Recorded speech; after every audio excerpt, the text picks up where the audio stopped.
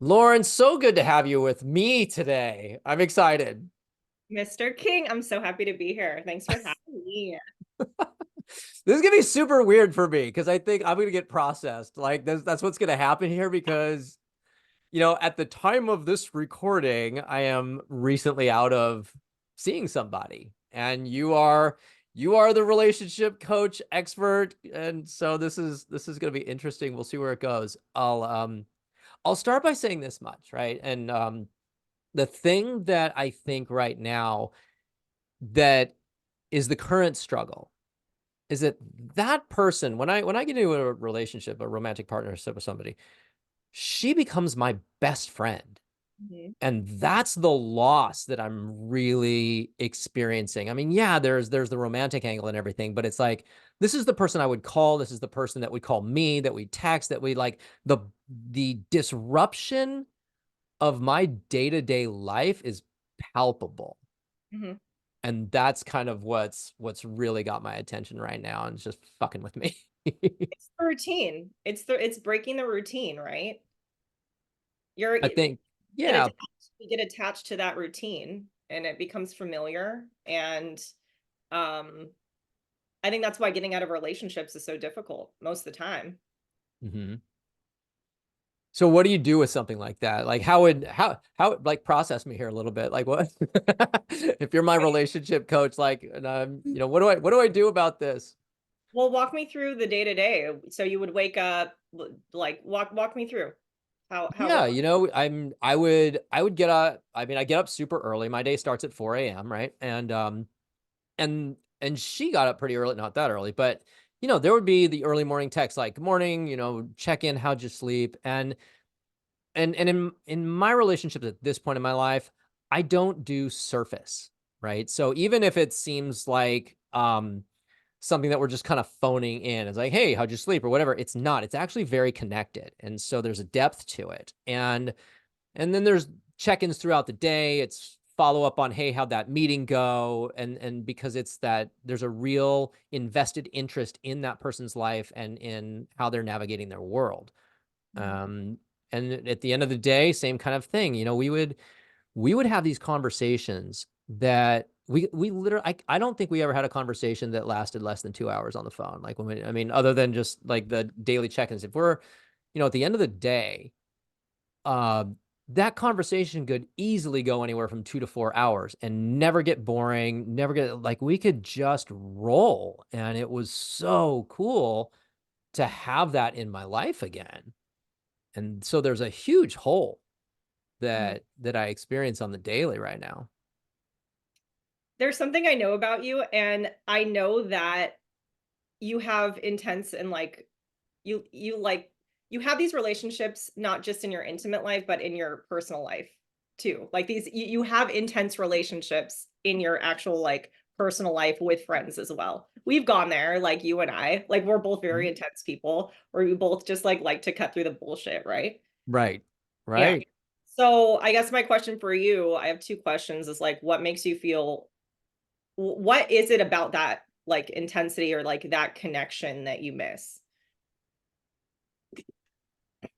That's a wow, that's a really good question. I'm gonna coach the coach here. This is good. That's a really good question. See, this is why you're the relationship coach and I'm not. Just- what is it that I miss about it? I okay, so part of it is what I just like to refer to as the cocaine, right? Like I'm a high sensation person with my dysfunctional childhood. I need like a lot of stimulation. So I love the intensity on both sides of the spectrum. I mean, in the absence of total bliss and euphoria, I will take exquisite pain because I just can't deal with the boredom. I can't with the boredom.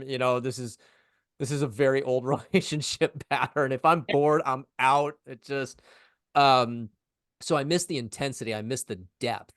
I do miss the intimacy. Mhm. Like even those conversations were deeply intimate. And of course I miss the sex. I mean, it was not normal human sex. It was magic carpet ride through the cosmos sex like that. Like it was fucking hallucinogenic, so good. So yeah, that's missing. Okay. Right. Yeah. But yeah, it's all of it. It was so high sensation across the spectrum. And it was this beautiful embodiment of the human experience. You know what? That's what it is. My life's a little boring now. That's what it is. It's the It's point. just everything feels muted and boring. Yeah. Well, that brings me to my second like follow-up question is like where in your life can you have those kind of intense experiences that kind of feel that need without that person? I mean, I get it at work, right? I mean, obviously, I love working with clients. I love getting on that stage. Those are high sensation experiences. Hanging out with my friends is awesome. It's not quite that high. It's a different thing. My best friend, we have really deep conversations, so that's pretty cool. But yeah, it's not the same. It's just not quite the same. So, but yeah, so I noticed that since the end of the relationship, I've been working a lot, like a lot. Now, part of that is that the organization needs it. You know, as you know, we have a lot going on, and things are really exciting right now, so it sort of requires that.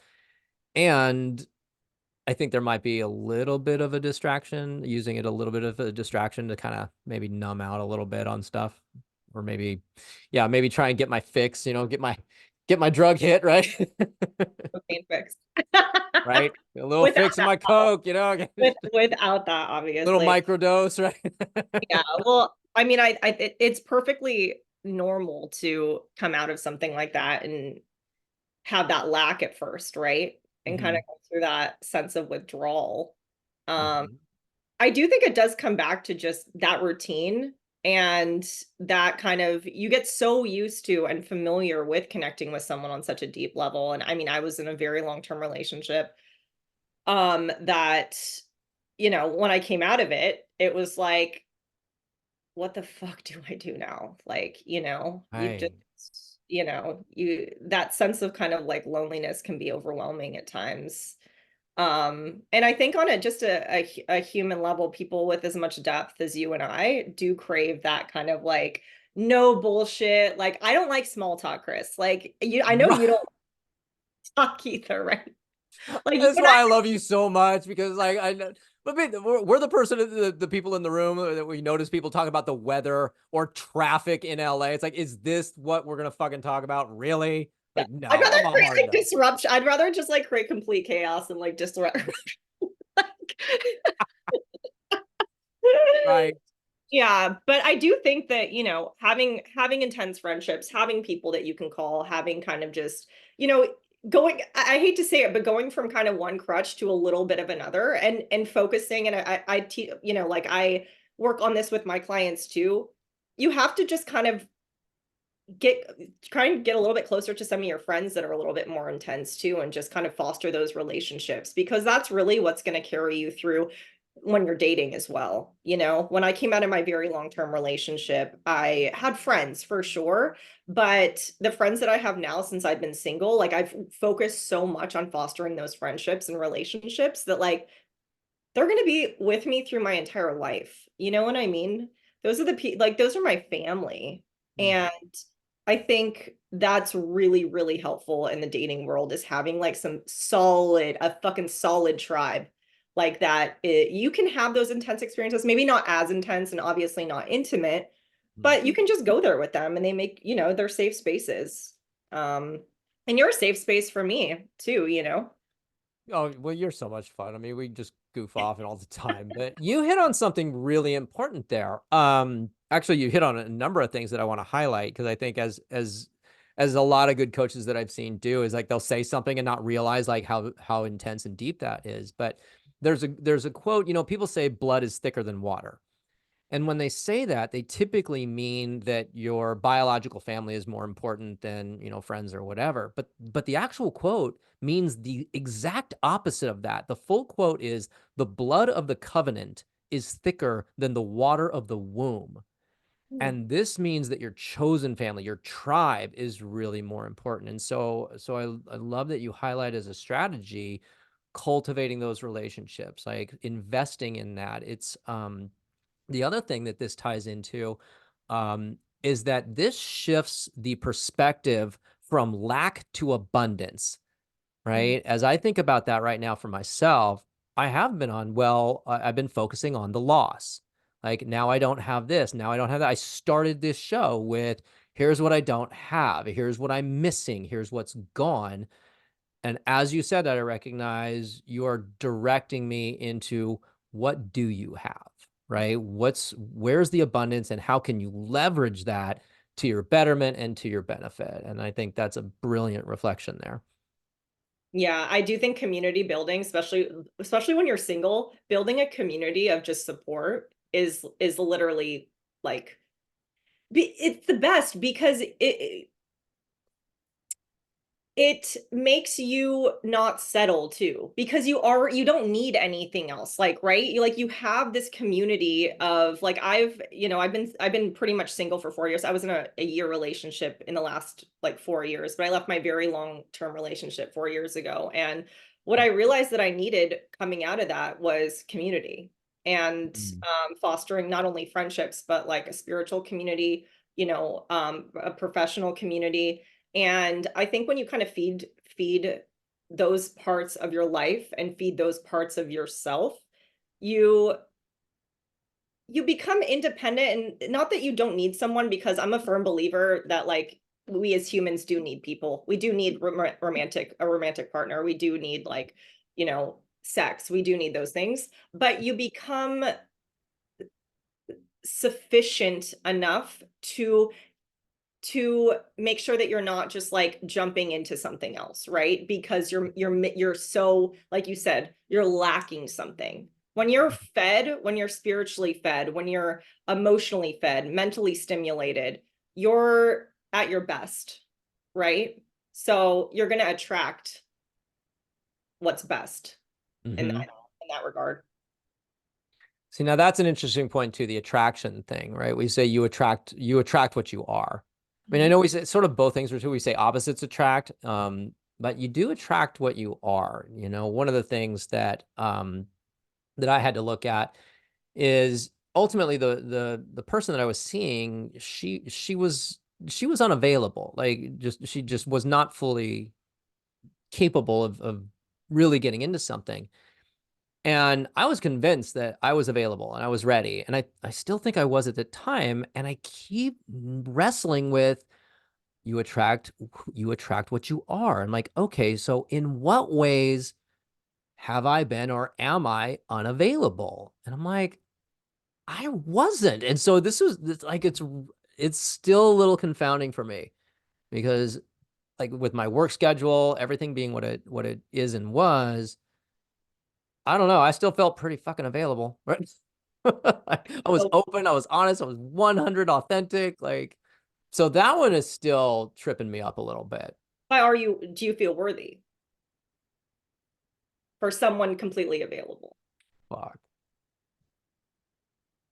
You know, when you said that, my thought was absolutely, but you hit something at the energetic there. Like there was something under that, like for sure. Fuck, that hit. I think that's where I need to look. Like because I would have said, like absolutely. It's like, oh yeah. I'm like, wait a minute, wait. I felt something before I thought that. It Mhm. was right before. Um, fuck, that was good because in my world, it's everything is energy and frequencies, Mhm. and so I can very easily say yes to that. But there was a spike. Something happened in my field there that I felt dead in the center of my chest, and it was like this inverted spike, just boom. I love what we say in coaching is that we're not going to tell you what to see, but we'll show you where to look, Mhm. and that's exactly where I need to look. Because you can be as available as, I don't know, as you want, right? You can be, just open but if you don't have that core sense of worth that you deserve, that great love, someone that is available, someone that is aligned with you, Hmm. you're always going to kind of resist or repulse that in a way, because at your core, there's a misalignment. Right. Right. Oh my God. I'm so not going to look at that right now. Yeah, let's not go there. This So isn't only it. going to look at that Yeah, later. that'll be a different phone call. Right. Okay. So now that we've gotten really deep, I'm going to bring it back up to the surface a little bit. Because like, here's the thing that I hear a lot too. Is that people, it's like somebody that's looking for a relationship. They're like, okay, I really want this and I'm ready for it, but how? Like, how do I find it? How do I, the online dating world sucks. The apps are a fucking nightmare. Like there's a lot of kind of head trash around that, and again, that falls into the scarcity and the lack and the kind of the negative. You're going to create what you believe is there. If you think it sucks, it's going to suck. It's that simple. What what are you noticing in your community in the dating world? Like how the fuck are people doing this? People are struggling like a lot. I like people are struggling right now. I've heard from a variety of people now, and I follow like this is my like baby, so like I follow so many different like like relationship coaches, like relationship experts, like I've done a lot of like research on it too, and I do believe that right now is like literally the hardest time to date. I don't know about people in their 20s actually, because I don't really work. That's not really my clientele. Hmm. It could be, I think it's still a lot easier for probably people that are a little bit younger, but in their 30s and 40s, which is kind of where my work is, it's really, really difficult to date. And I think there's a variety of reasoning for it. The apps, I do think that they work, but I think that they just create they create too many options. We're both in LA. I think there's too many options. It's a zoo. It's a zoo, it's a circus. I think you can meet quality people on the apps, but I think it's really, really difficult. It's like literally going through like, it's going through like the just so many different people, I feel like a lot of times to get to that. Yeah, this is like this is a big conversation because I do feel, and on a personal level too, I do feel like dating has become a lot harder in the past couple of years. And I don't know if that's COVID too or not, because I was single. I've only been single basically since COVID. So I don't really know how it was before, like a few years ago, but I have been single since it's almost 4 years. And I can tell you that it's been a, it's been interesting. It's been fucking interesting. All right. So in a few minutes, I'm going to go down my list of why your online dating profile sucks ass, and I guarantee you. And I'm not looking at the men's profiles, obviously. So I mean, it'll be all oriented about women.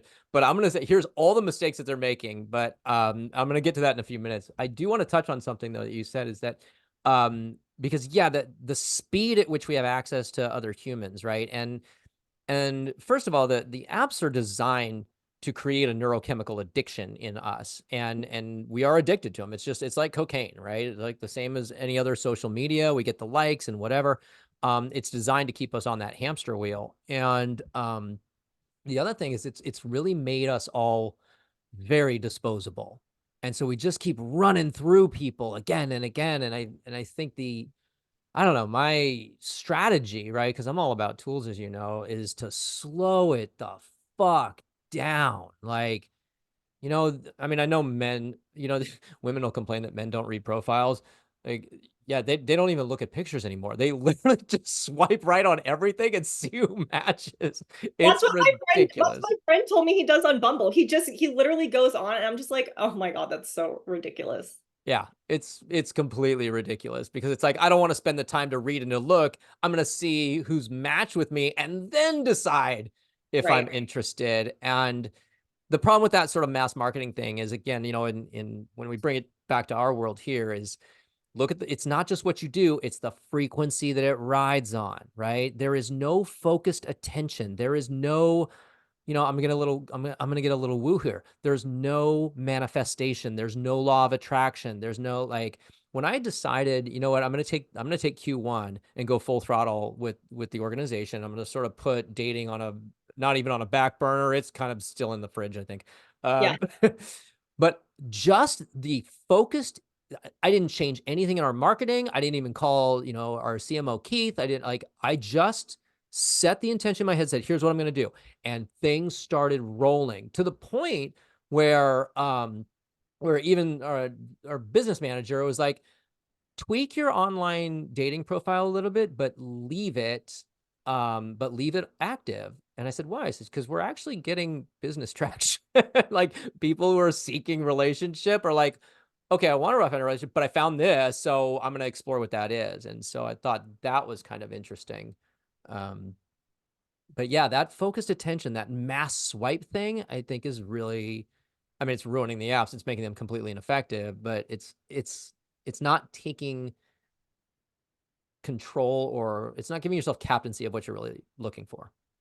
I'm a big proponent, honestly, in like keeping an app or two like active, but you have to be in the apps for the long game. I mean, I know people that have like been like, oh, he was like my first match, and like we've been together. I'm like, okay, that's you hit the lottery there, because I just don't hear those stories for the most part. That did happen to one of my exes. I mean, like we were out together 6 years, Yeah, and I was her one and done. yeah, no, for sure, and that's great. That does not like that's incredibly rare though. I think as a backup, it's have the apps, like if you're into it. I never push the apps on people because I know they're not for everyone for sure, but I think it's good to just have them there kind of as a backup. Right. Yeah, that's I I've actually said this before. If I met a woman on an app, she's like, "Oh, you're the first one I've connected with." I'm like, "Well, I'm fucked." Right? That's it. Game over. I'm out. That's It's not gonna happen. I just know it. Mhm. So, but now I want to address some of the online dating profile faux pas because they're awful. I mean, what people write is so, and here's the thing is they don't know how bad it is, but we're just gonna highlight this right Let's go now. there. I want to go there. So okay, so the first thing is um the opening sentence, or like really anywhere in the profile, it has to do with wanting a man who's financially secure, right? That's the first thing. He says, well, I want a man who's financially secure. Now, dude who's financially, the first thing he's thinking is sugar daddy. She's a gold digger kind of thing. And what I've said to women is like, look, when you lead with money, that's like us leading with sex, Right. right? It's an instant turnoff. Hmm. But is that a reasonable thing to even put on a profile anywhere? Or is it sort of a, well, duh, doesn't everybody want that? I mean, is it sort of a throwaway? That's a good question. I mean, I personally would never put that on my dating profile. It's something that I definitely look for in a man, just because I want to be, on the same level, obviously. But I can completely understand from a man's perspective why that would be like a complete turn off. Yeah. Yeah, So absolutely. point number two is complaining that men don't read profiles and then using that as justification for maybe not even writing one. Now, my framework for this is, well, do you want the kind of man that reads profiles? Because then you should probably write one. But Mhm. again, we still have the mass swipe issue. So I don't know. Yeah, no, I do think that people that are actually looking for serious relationships, and maybe you're the exception because I would assume that you're looking for something like, pretty substantial, but like I do think people read profiles for the most part. People that are genuinely interested, I would hope that they would read. I would hope that they would read my profile. I, After, I Well, I think there's a level of disrespect there, right? I mean, it's sort of like, oh, well, men don't read profiles. That's sort of the same thing as all men want sex or whatever. It's like, it's really, there's like a disrespect thing there. It's kind of degrading in a way. Um, I'm not gonna lie, I look at the pictures first, and then after we match and stuff, like, I mean, Mhm. I'll read, but like I'll look at pictures first, make sure I'm, somewhat attracted. And then if we Right. start talking, then I'm like, oh, okay, then I'll kind of go back to their profile. And I could probably assume that a lot of men probably do that too. Yeah. I mean, yeah, you have to be, there has to be find somebody that's pleasing to look at for you. I, here's the other thing though. When I see a blank profile, I just think, put some effort into it. Yeah. Like, you're just being lazy as fuck, or you're just counting on your looks, in which case that's not cute. If you're just counting on that, like, no. Do you see a lot of people that have like filters and stuff like that? Oh God, I'm gonna get to that. Okay, I'm okay, gonna get to okay. that. On the list. On the list. In fact, you know what? Let's just get into it. All right. Using filters, that's the modern day version of posting a picture that's 10 years old, right? That is writing a check that you cannot fucking cash. I don't care how dim that restaurant is. You do not look like that. You Yeah. don't. Just stop, right? That's honestly because I've been on a lot of dates with men, and like that's something that comes up is that a lot of women use either inaccurate like pictures, or that's a huge complaint for men is the filters. Yeah. Yeah. Filters, yeah, that it's gotten so bad. It's gotten so bad. Um, the how about now? Here's one. Now, this is really interesting to me because dating in my 50s is very different than dating in my 30s and 40s because I don't see this nearly as much as I used to in my 30s and 40s. But now I'm 5'6", right? So women will put must be at least 5'10", must be at least 6 foot. Is that okay? Or is there a double standard working here? Because what if I said cannot weigh more than 120 pounds or must have double D's? I look like an asshole, right? I'm just like, so where do you, I'd love your feedback because you're a bit younger than I. So I'm curious if this is, if I'm looking at this through a what lens? Yeah, no, I think it's a great question. I think that one, you should not have that on your profile. I think there are certain preferences. I do think that like, for example, certain guys like blondes or Asian women, or they do like fuller figured or like bigger boobs or maybe Mm-hmm. smaller or something. And I think on the flip side for women, there are preferences as well, right? I think it's a Preferences, I think it's right? I preferences, absolutely. But when you make preferences a standard, Mhm. that's I think where you get into trouble. I agree with you. I think when you're closed-minded about if you have one specific type, and I used to do this, I used to fucking do this. I used to have like a type, right? Just like the tall, like, handsome, like, just super fit guy. Mm-hmm. And I kind of broke out of that type and probably in the last like couple years since my ex-boyfriend actually a couple years because he fit in that type and it did not work out. Right. Um, I've gotten out of my type, and honestly, the last couple pretty significant guys that I've actually liked have not fallen into that like box that was my type, right? Right. And breaking out of my little mold like allowed me to kind of, there has to be a baseline level of attraction. I'm a very big believer for both men and women. There has to be a baseline level. You can't just see someone and go on a first date and be like, get that ick feeling. Like I think you should generally be at least somewhat attracted to them. I do think, at least for women, I don't know about men as much, but I think for women, attraction can grow. Like I've seen it in myself. And I think men might be a little bit different here, but I think you're right. We're a little different. I mean, maybe attraction can grow within some kind of bandwidth. Chemistry doesn't, though. Chemistry doesn't change. You either have it or you don't. that's true. And to kind of sidebar here, but agreement does not mean chemistry, and chemistry does not mean connection. Right? Yeah, This is sort of a tiered thing. And so it's like, oh, we have great chemistry. It's like, oh, soulmates, we have great chemistry. You say we have that much chemistry, I'm thinking trauma bond, yeah, right? yeah, yeah, yeah. I think if you are attracted to somebody and you have 10 out of 10 chemistry, if you have 9 or 10 out of 10 on chemistry and attraction, run the other fucking direction. Because that person is hooking all of your like your dysfunction and your crazy, not just all the good stuff. Find a solid like 7 to 8.5, right, on the attraction chemistry thing. I think that's the sweet spot. Yeah, I mean, that's a really good point. And I think this is why it is kind of important to kind of just like date a little bit before you get intimate, because you can kind of run with the chemistry and the attraction, and you can be blinded from other things. If you guys, I think values are, it comes back to like being the most aligned on values. I think that's the most important thing when Right. when you're looking for a partnership, is to make sure you're aligned on what your top values are. I say Mhm. usually five. Um, if you get into, if you're too attracted to someone, if the sex is too good, if you kind of just, get in that, I guess, chemical kind of, you chase the Mhm. chemical aspect of it, that's where you're going to get into trouble because Right.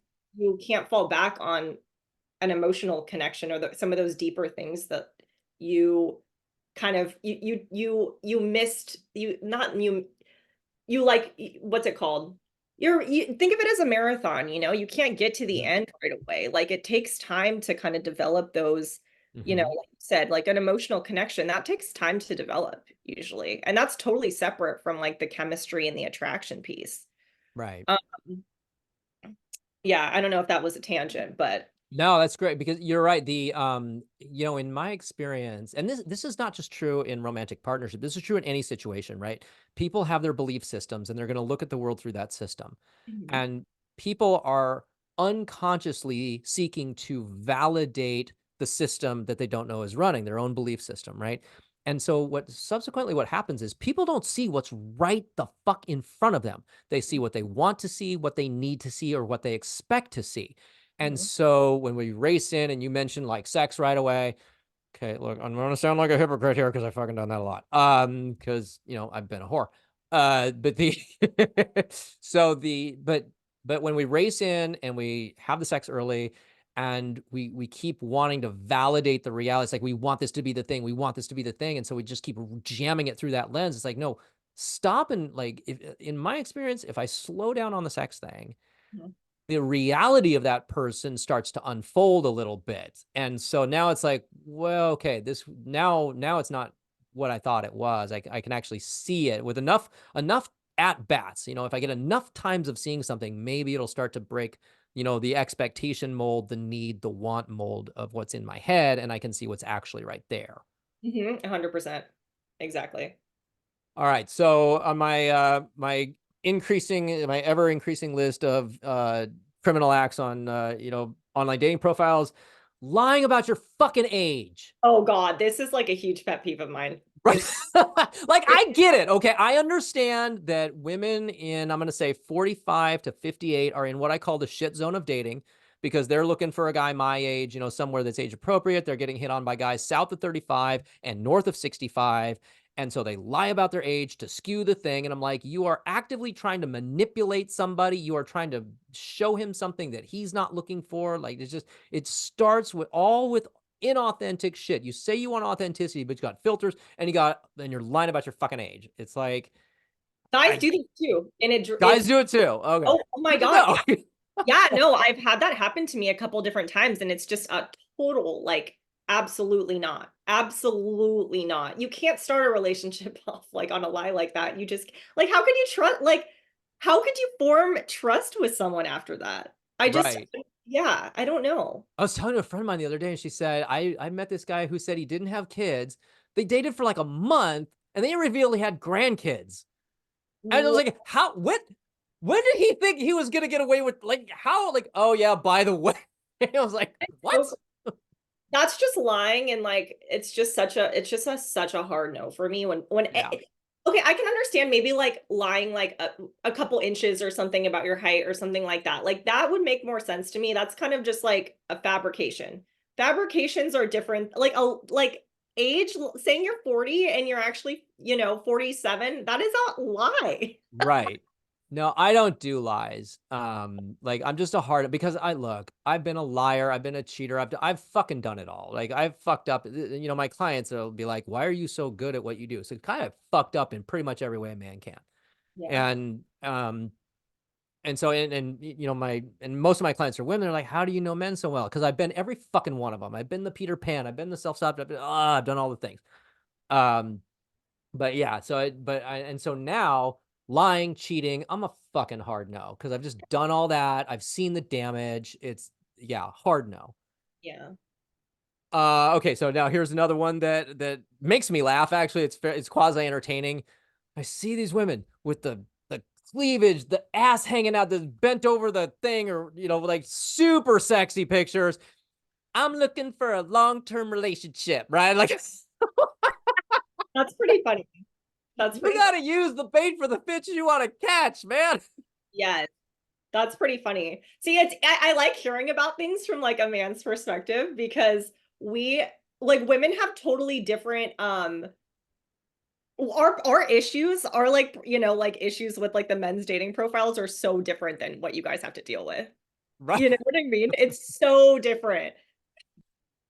Yeah, it's man. Oh, and the here's another one that's that I think is actually, you know, I'm in service to the feminine. This organization is in service to the feminine as the masculine is supposed to be. And this is a dangerous one where women don't realize. But when they say they're new to the app or new to online dating, that is a massive green light for predators. It's like, Mhm. oh, and scam artists, there's a lot of scam artists, a lot of catfishing and all this kind of stuff. You say you're new to online dating, they're like, oh, fresh meat. Yeah. Yeah, no, that makes sense. Yeah, I've never really seen that before because guys just don't put that on their on their profile. No, no. So I have not experienced that one before. But here's one that I'm sure men and women say quite a bit: living life to the fullest. Yeah. First of all, you're probably not, okay?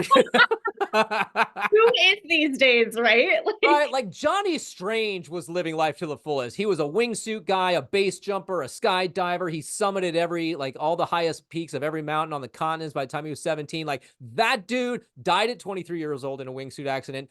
That dude was living life to the fullest. He lived more in 23 years than most of us will live in 90, yeah. right?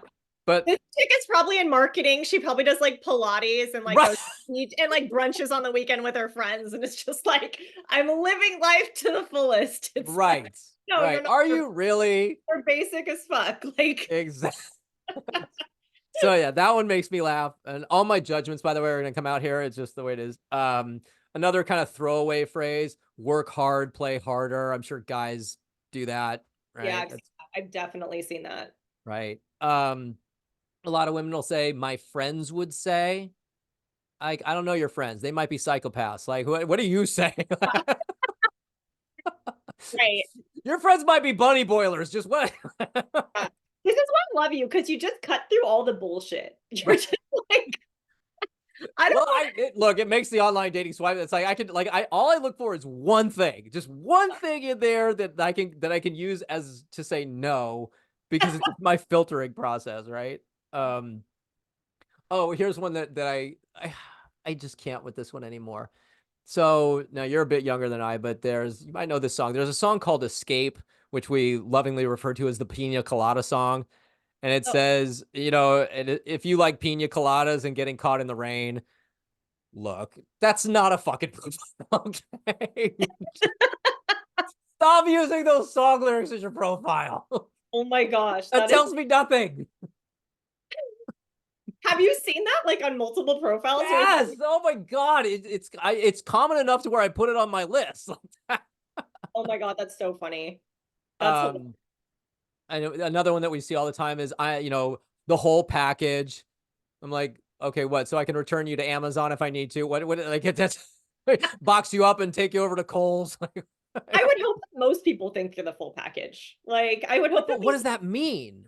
Right? Like we're going to get into a couple of subjective things here because it's like the whole pack. What does that mean? Because I'll tell you, here's a couple other ones. I didn't include this, but it drives me fucking crazy. Um, I cannot tell you how many times I've seen on a woman's profile, I love to laugh or I love to have fun. Right now, there's a huge number of women hearing this going, fuck, because it's everywhere. yeah. Who's reading that going, oh no, I don't love to laugh, so I'm not gonna choose. I don't love to have fun. So I'm gonna what the fuck does that mean? What makes you laugh? What is fun for you? Help me out here. Yeah. No, Like, that's yeah. I think that's some of the most basic shit I've ever. It's like I It's a throwaway. It's like those meaningless. like signs that people have in their house, like live, laugh, love. It's like Right. what does that mean? Like, Right. Like you're some kind of Hallmark card or something. I don't know. I mean, it just yeah. What makes you laugh? Right? Give me an idea. Like hobbies, recreational activities, that kind of like you said something earlier that I want to highlight. Actually, you talked about values. Like I don't think you need to have similar hobbies, interests, recreational activities in that way. You do have to have similar values. Yes. Like, it's like if I love hiking and you don't, who gives a fuck? It's like we'll find other shit to do, right? It's just but yeah, I can't with the love to laugh thing. Lifestyle and values, like those things are, you can't get away from those things when you're, No, you yeah. have to be aligned. Okay, so now here's one that I think is a lot. Like I understand where she's going with this, but I don't know. Maybe I'm just being nitpicky.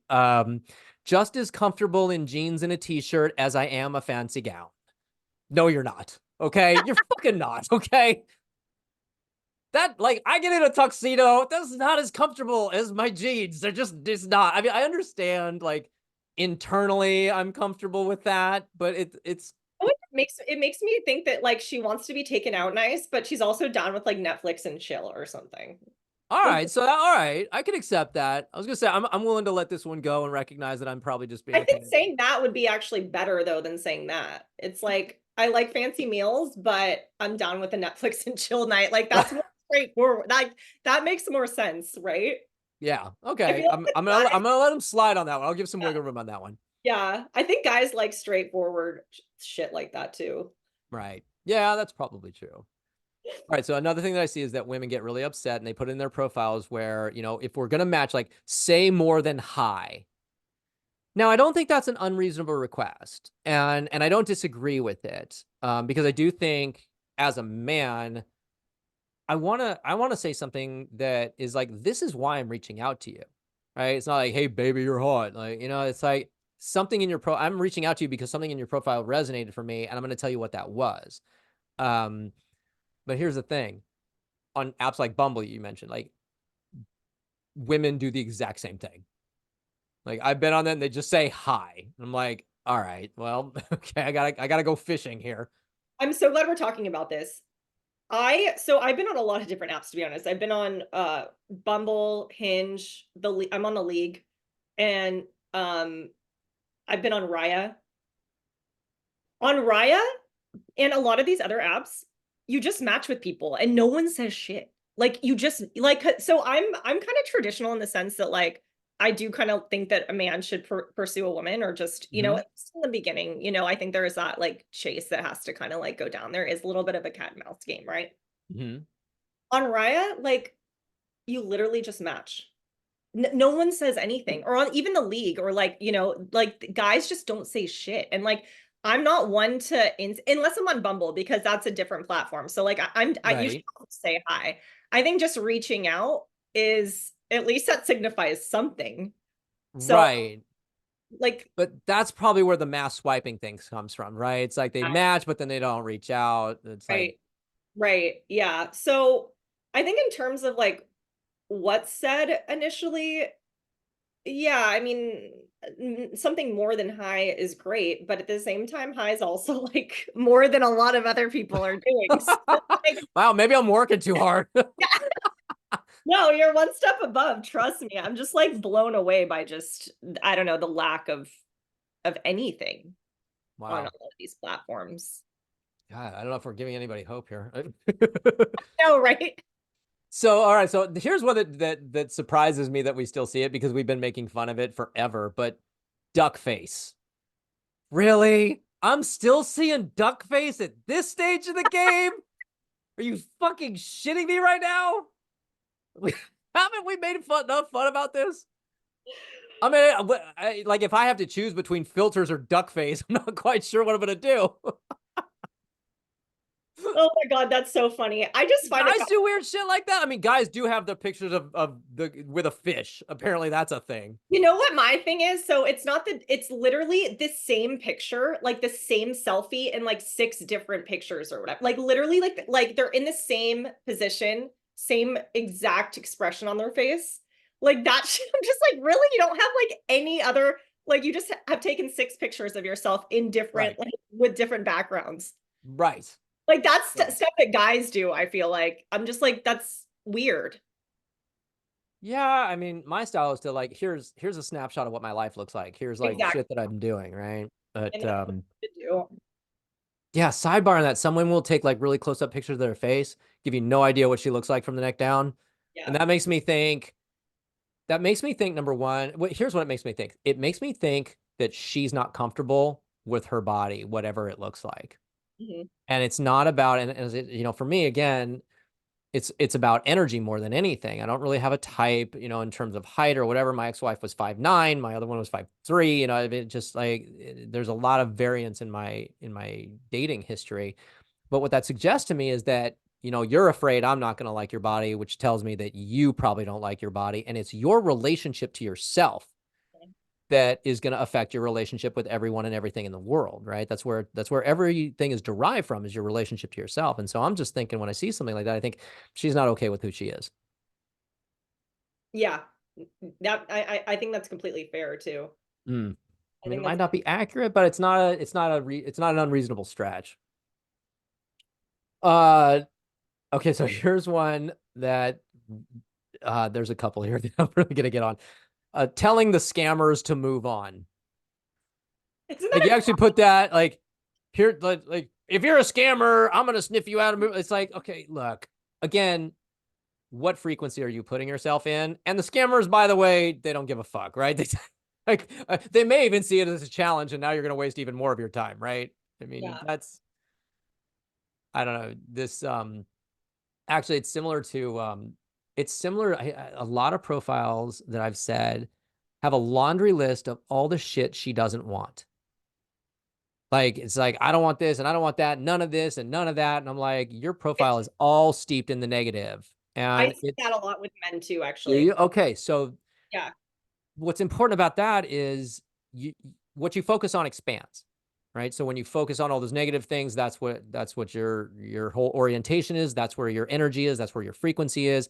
And the universe, I'm going to get a little woohoo here. The universe doesn't really give a shit about want or don't want. It only understands where your attention is, right? Mhm. What you focus on expands. And so when you focus on all that negative stuff, it's just like, the same with no hookups. You know, all you did was tell me a hookup. The same is true in emails. Don't hesitate to call. Don't look down when you're on a ladder. The don't doesn't matter, right? I tee it up for golf. Don't hit it in the water. I'm going to put it right in the water because that's where all my energy is going, right? So you got to focus on the affirmative, right? This is all basic language of responsibility stuff, right? But it's ultimately putting out there what you're affirming you do want, as opposed to just shitting on all the negative stuff you don't. Right. 100%. Look, Um, guys are doing that too. That's wild. Guys, yeah, guys do that too. Like there is like a lot of I've seen a lot of guys like be like, "Oh, if you voted like this way, like swipe." I'm just like, "Okay, why even I don't know." Maybe I'm just not politically like extreme either, but I just see a lot of political like stuff and I'm just like, "Oh, it's just a hard no for me just cuz I'm kind of just open-minded and, I like to get to know someone before I, go there anyways.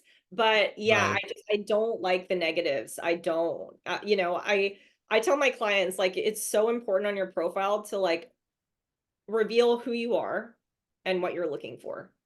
I think it should be Mhm. just be like and it doesn't have to be like long paragraphs or anything, but it should show who your picture should show who you are and what kind of life you live. And usually I say what you value and what you're looking for. Like those are the main things. Right.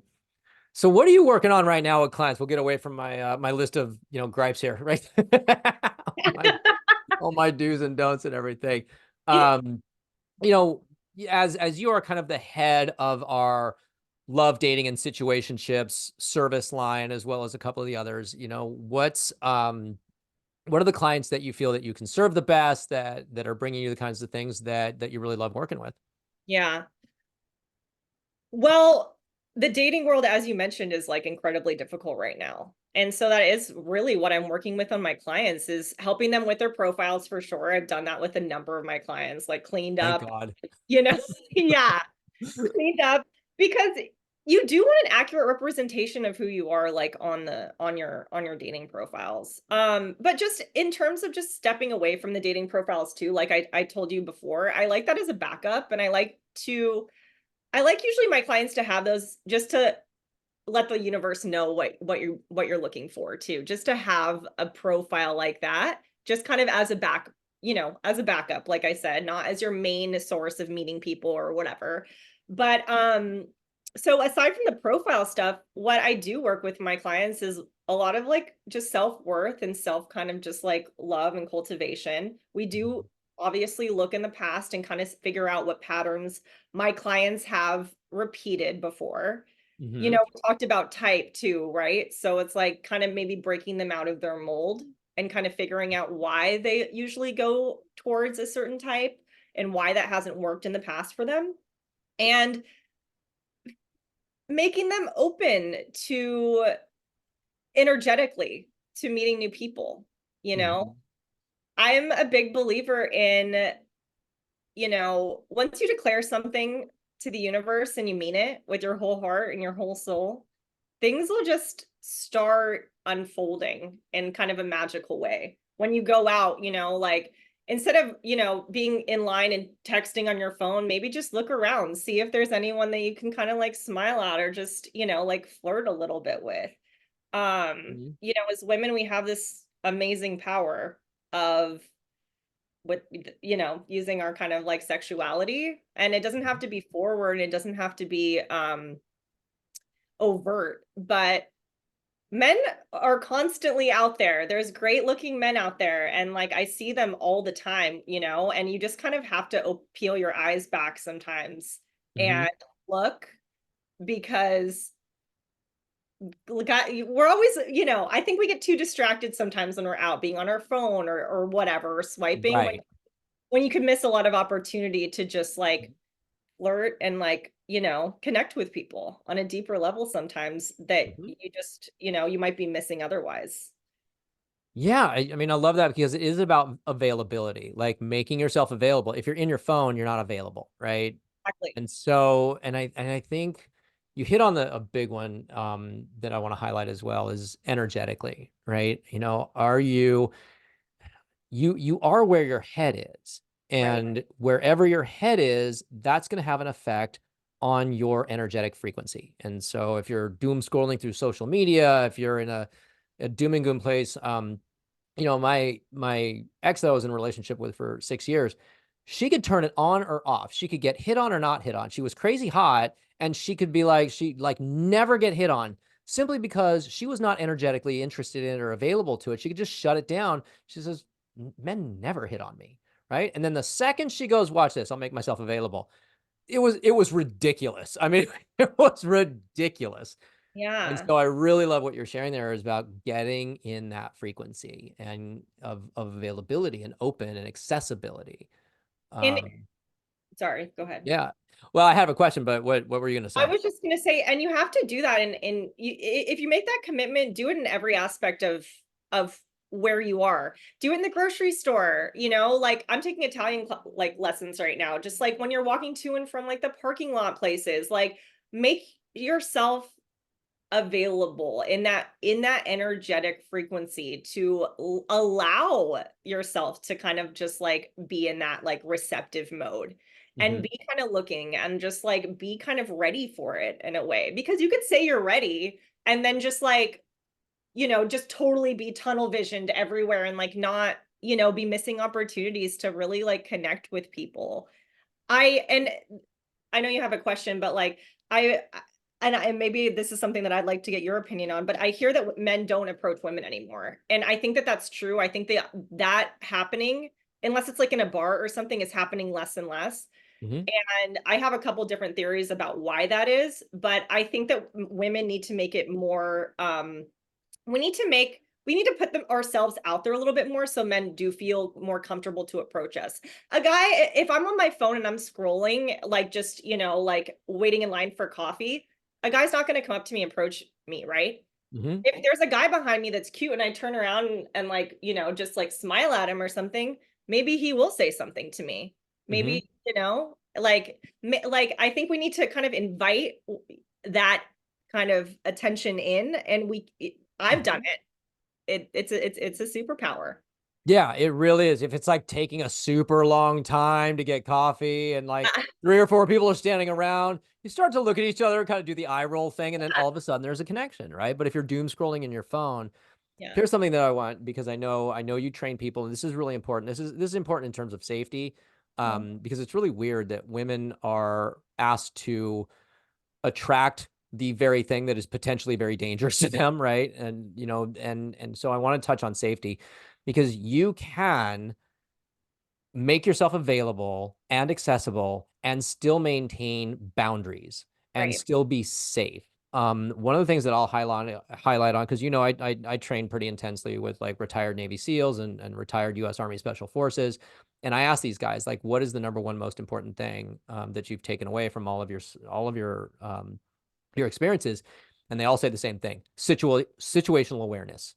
Hmm. And being in your phone is potentially dangerous. If you're coming out of the supermarket or the Home Depot or whatever, and you are in your phone, there can very easily be a predator there that sees you not in your reality. You're in your phone, right? And it's dangerous. And so one of the things, and it's not just in these extreme cases, but when you are in your phone, when you're not paying attention, there is a way, because people like to shut down because they don't feel safe. It's like, look, you can create boundaries. And I know this is one of the things you train in, is how energetic and otherwise. Like, when a woman energetically is like, that's far enough, I know it. Like, I just know it instantly. Yeah. Like, cool. 100%. And that is something that I've worked on with a lot of my clients, because as women, we do tend to be people pleasers. And there Mhm. is this kind of, I think we've just been, a lot of us have been groomed that way to Mhm. just like appease people or make people feel very comfortable. And so it's often difficult for a lot of women to figure out how to set boundaries in a way that is stern but also feminine. You know, Mhm. it's like hard, but it's also soft in a way. Right. There's an art form to that. Mhm. And yeah, it is something that is like I work on with a lot of my female clients, maybe not so much men. I think men have a little bit of an easier time setting boundaries and being, a little more kind of black and white with things, but as as women, we have to do some unlearning a lot of times when it Mhm. comes to setting boundaries with men and just with people in general. Yeah. Yeah, my favorite boundary is quite simply no thank you. Right? Without reason, without excuse. I mean, I know it's like, oh, she doesn't want him to feel bad or whatever. It's like, hey, can I buy you a drink? No, thank you. Mhm. Like, that's it. Like, no, you don't have to say, you don't make an excuse, by the way. Sidebar. Don't make an excuse when you want to reject a man.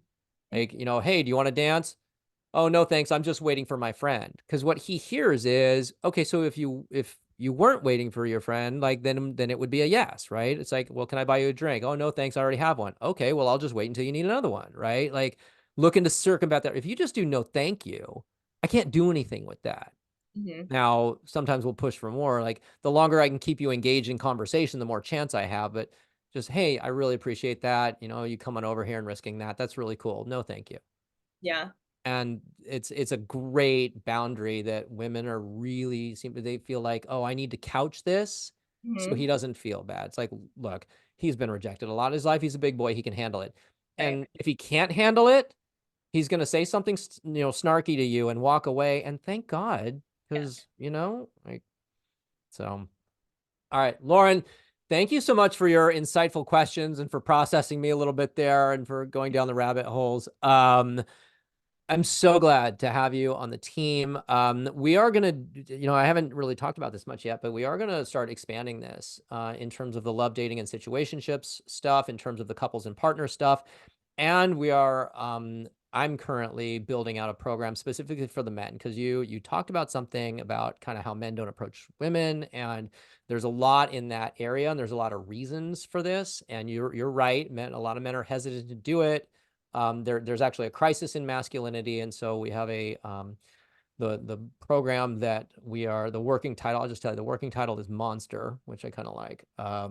So, um, but yeah, so there's going to be, we're developing a men's program right now, so I'm pretty excited about that. So we'll That's so definitely be, I am so yeah, glad you're doing that. yeah. I'm so glad you're doing that. Because the women need it too. Like, the masculinity thing that's in crisis is hurting all of us. And so, We've talked about that. yeah. Maybe that's for the next, maybe we'll table that for the next podcast. Yeah, yeah, right. We may have to do this again. We're gonna go. There's a lot of rabbit holes we could go down. I So, know, a lot. all right, love. So good to see you. I'm so glad to have you on the team. And for somebody right now who's listening that wants to get a hold of you, go to statusflow.net and you'll see Lauren's beautiful smiling face. And Thanks so much for having me, Chris. I appreciate you. And God, I love doing this work with you I alongside love working with you. you. All right, love. I'll see you later. All right, bye.